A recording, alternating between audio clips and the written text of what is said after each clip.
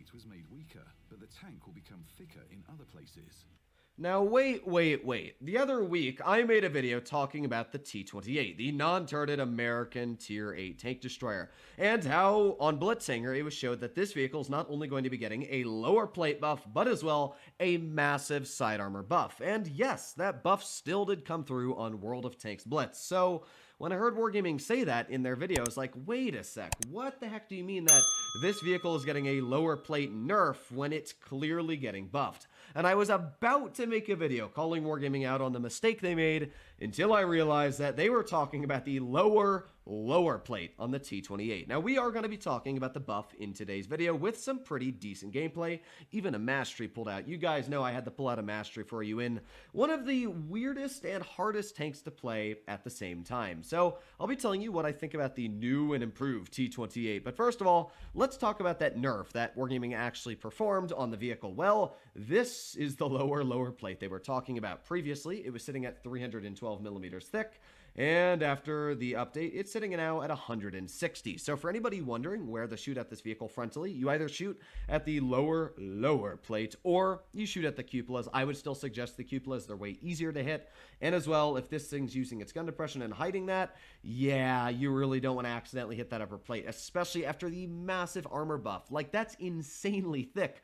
270 millimeters. Like, if you're angling this thing correctly now and you're doing this, that's over 275 millimeters of effective armor. The whole superstructure here is ridiculously thick, and the side armor, which was 50 millimeters thick in update 7.9, is now 100 millimeters thick. That means that this tank got a huge armor buff, double the thickness on the sides, and about 30 millimeters more thick on the frontal armor. Overall, that's going to make this vehicle a heck of a lot stronger. But how much stronger? Well, we're going to be finding out in today's gameplay, and I'll be telling you how I found it playing in some of the games that didn't go as well, because for every good game in this vehicle, there's usually an equal and opposite bad game, as Sir Isaac Newton would say. And I definitely agree with that. This tank had a lot of good things going for it, but it also has a lot of bad things. Now, what's good about this vehicle? Well, first of all, as we did talk about, that frontal armor now, after the update in 8.0, that frontal armor is practically impervious to most tier 7s and 8s with their standard ammunition. In fact, every single tank on the enemy team, apart from like the WZ-111 GFT, can physically not penetrate this vehicle with their standard ammo until they load the premium, which is very good for this tank because that means its hit points are going to go a lot further. But at the same time, if you are out in the open against tier 8s or tier 9s, don't expect them to bounce you. They will still easily cut right through you. A vehicle like this IS-5, if it's running calibrated, has 297 millimeters of heat penetration. And what that means is your 270 millimeters of effective armor isn't going to do diddly squat when that vehicle's aiming heat at you. So, yeah, you gotta be very careful as well. You got those big old cupolas sticking out on the roof. You got that lower plate. So, while the tank does have a lot of more and good frontal armor going for it, and it can actually get some decent bounces on the side, don't get me wrong, it's still got a lot of weaknesses, but you can see here we've already ripped out 810 damage, and this thing has a 120 millimeter armament with only a 7.5 second reload. That's actually insane. A good example of this would be the IS-5 over there. If it's running calibrated, has a 12.7 second reload. That means this thing has a 5-second quicker reload than a heavy tank like the IS-5 that carries the exact same damage per shot. That is called impressive damage per minute. In fact, you're sitting at over 3,130 damage per minute if you decide to do what I did and put on gun rammer, which is very rare for me, but on a vehicle of this weird playstyle, I do actually decide to run gun rammer. But at the same time, I'm also deciding to lose DPM by running speed boost over adrenaline. Now, the reason you might be wondering, well, why don't you just run adrenaline and speed boost? The reason I personally don't do it is because you'll want to have repair kits on a non-turreted vehicle, especially an extremely slow one like this. This ain't no WZ-120 GFT that's got ridiculous traverse speed. This is a very, very slow tank, and if something gets to the side of you and tracks you and they're smart enough to do it again, you're dead. That's it. And if you don't have a repair kit, you're pretty much screwed. So yeah, adrenaline or speed boost isn't going to help you in that scenario. That is why, if you ever run a non-turreted tank destroyer, in my personal judgment, always run double repair kit. That is one of the most important necessities in the game. Now, talking about the vehicle, you can see here that the gun was able to perform like a beast. We're sitting at over 4,000 damage now, And oh boy, you know I want to get an HE into this juicy M41 Bulldog. Here we go, fire, and there's a 504 roll, just slightly over the average. And with that, 4,748 damage in the first game. Now granted, I didn't receive many shells. I only bounced 2 shots, and I received one that actually penned me in the cupola, as you can see. But that's a good example to show where this vehicle will do a very solid job of just pumping out damage. Like, that was a really good game.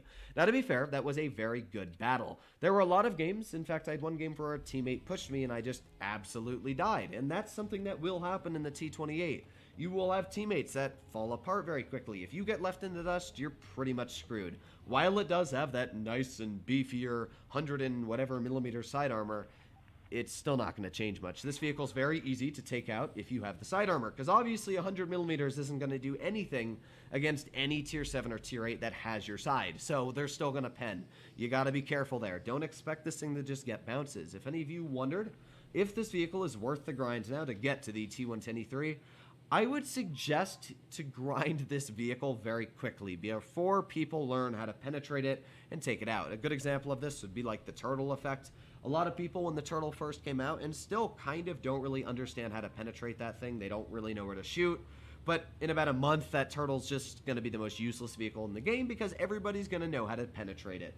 That is a very good example of the T28. It's going to be decent on armor, but not for long in my opinion. I think a vehicle like the M3O or the Scorpion there would easily butter right through my vehicle if they knew how to pen it. But right now this guy's not enjoying my armor all too much. You can see there he's like, oh god, I don't want to aim at that guy at all. And we've ripped off a pretty solid chunk of that guy's hit point pool. Now this is where that IS-4 level dispersion kind of falls short there. You can clearly see that that was an easy pen on the side of that Scorpion G with an HE, and it just went nowhere where I aimed right into his track. So that is where disadvantages do occur with this gun. It is the same dispersion as an IS-4, 0.344, which I personally don't understand why Wargaming would ever do, because it is a heavily armored tank destroyer.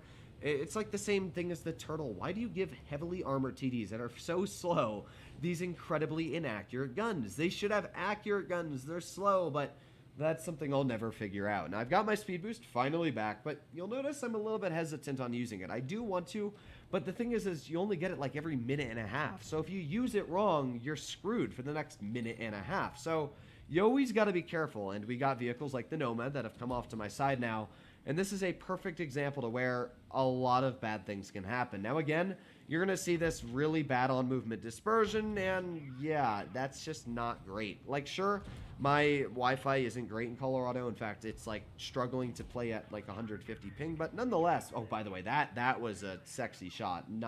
Don't even question it. Not going to question it. But even with the weird ping I've been having lately, that shot there would have hit with most tanks that have decent on movement dispersion. That was just not great.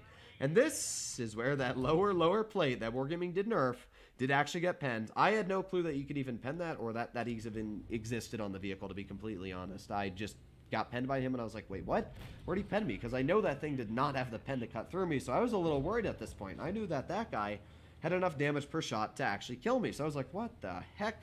So that's a good example of where this vehicle can be penned in that lower plate. It does have weak spots, and it's not impervious. If you know where to shoot it, like that T29 did, you will be able to take it out quite easily, as long as you use your tank's advantages with it. There's a nice little snap into the T49, and with that, we're doing pretty solid here. We've just broken the 3,000 damage barrier, but you'll notice I've bounced 0 shells this game, and this is what I wanted to prove. God, it is currently like 3 in the morning. I just wanted to record this video before the family wakes up and absolutely sucks up the Wi-Fi today, so yeah, I'm big braining this. This video should hopefully be up in the morning. The second channel, yeah, they're gonna have to suffer, but at least for Blitz, you guys are getting the video straight up early in the morning. But we got the M6 Yo, M7 Yo.